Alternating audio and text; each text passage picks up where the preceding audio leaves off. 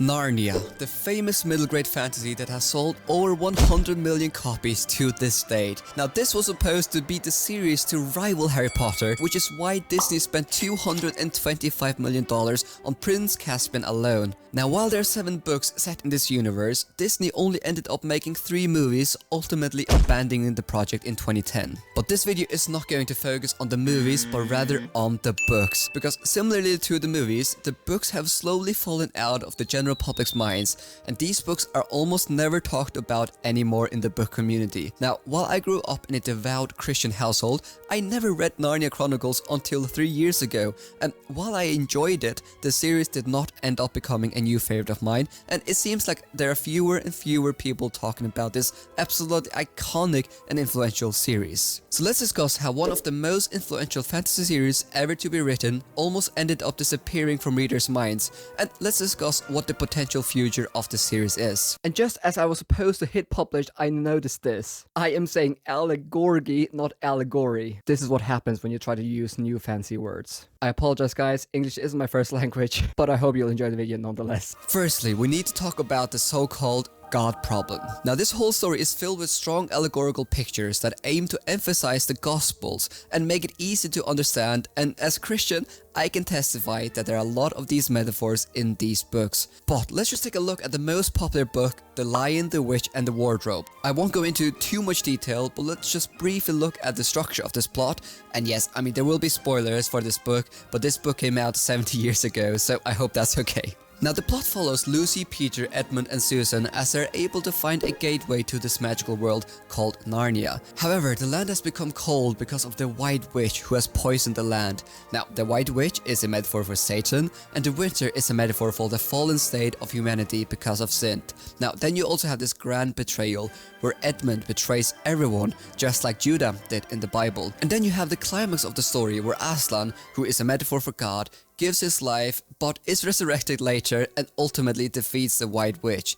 Now, similar metaphors are scattered across the other books, and that leads me to talking about the so-called God problem. Now, while I would argue that these books can be enjoyed by everyone since they are heartwarming and cute tales, the fact is that the blatant messaging of these books will not be for everyone's taste. Now, I'm not going to get into whether the Christian message is true or not, but it must be stated that there are a lot of readers who do not enjoy the preachiness of Narnia, although I would argue that the way the themes are conveyed is a bit more subtle than going to church, for example. But secondly, contrary to many books today, this book provides clear answers to all the conflicts in Narnia. The answer is to follow Aslan since he is the highest, strongest and most loving power in the universe, and that messaging will not be for everyone. This is not a type of series where you read the books and then you don't have the answer to these deep questions at the end. C.S. Lewis was very clear in which kind of books he wanted to write. He wanted to write a fantasy with strong Christian messaging. So that is the first reason I think Narnia is declining in readership. It's the so-called God problem. Following closely to this point, a lot has changed in the fantasy landscape since the 1950s when The Lion, the Witch and the Wardrobe was published. I would argue that a lot of readers are just not simply in the market for a whimsical Christian fantasy, unless if they're Christians themselves or maybe have some fond memories of the movies. Now, let's make it clear again. I really do believe that these books can be enjoyed by everyone, and I definitely don't think that Narnia will disappear anytime soon. But the fact is that fantasy has changed so much since the release of The Lion, the Witch and the Wardrobe. Fantasy has become more fast-paced, there is bigger focus on diversity, and generally I rarely see an author handling themes in such a direct way as C.S. Lewis did. Now, I don't think there is a correct way for an author to discuss themes in fiction, but I often tend to appreciate books that are able to analyze themes in detail, but that don't feel preachy at the same time. It just feels better when you have to do some of the thinking as well. But the simplicity of how Lewis structured the plot and how he discusses many of these themes will be a key reasons why many readers will love these books. It is just a fun adventure which does not demand much thinking from the reader, and we shouldn't forget, Lewis wrote these books for children to enjoy.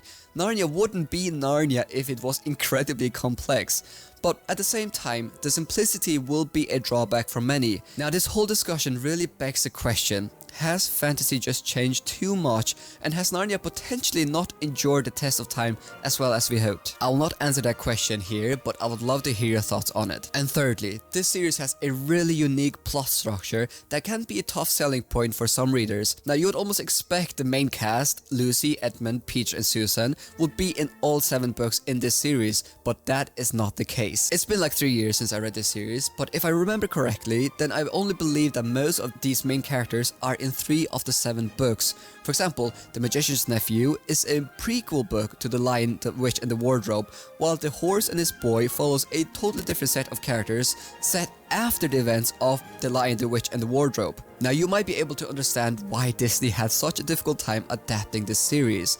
Several of the stories in the series can almost be seen as standalones that has a new set of characters. Yes, there is some progression to this world, but the characters are not the same in all the books. Most readers are incredibly fond of Lucy, Susan, Peter and Edmund, but almost 50% of the series doesn't even include them.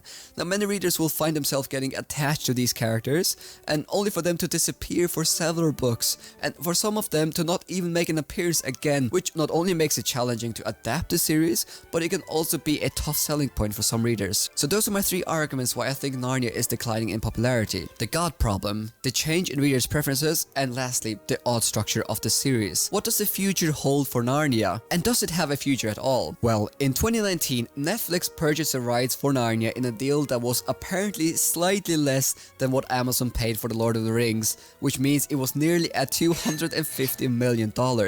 Yes, you heard that right.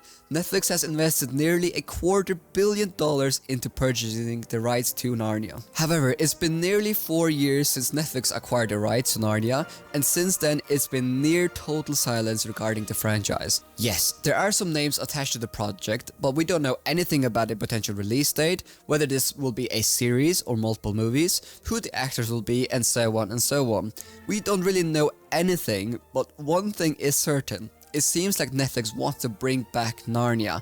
Now, whether they will be successful or not, only time will tell. But if and when the adaptation goes live, I am certain we will see a spike in readership again. Now, the massive challenge Disney is facing is that if they try to modernize the series and thereby downplay some of the Christian elements, then they will fundamentally change why Narnia has been loved by so many. However, if they don't modernize it, then it's likely that they will only be targeting a niche segment, meaning those viewers who appreciate the Christian allegory. Obviously, I'm generalizing here, but I don't really see how you can produce Narnia on the big screen for the general public without alienating one group. But no matter what, I don't think Narnia will go away. Having sold more than 100 million copies, there are just too many readers and parents that will introduce their kids to the amazing and whimsical world of Narnia. Yes, some elements might feel outdated, and yes, the Christian allegory might not be appreciated by some, but at the end of the day, Narnia is also a story about doing what is right. It is about family, and it is about the magic of this world. Narnia will remain a cozy read that will be appreciated by young and old for generations to come, and I for one will definitely introduce my children to the amazing characters of Lucy, Susan, Peter, Edmund, and of course Aslan. But what do you think the future of Narnia is? Will the series die, or will it make a comeback? Let me know in the comments down below, and as always, thank you so much for watching, and a special thanks to my patrons who support what I do here. I really appreciate it.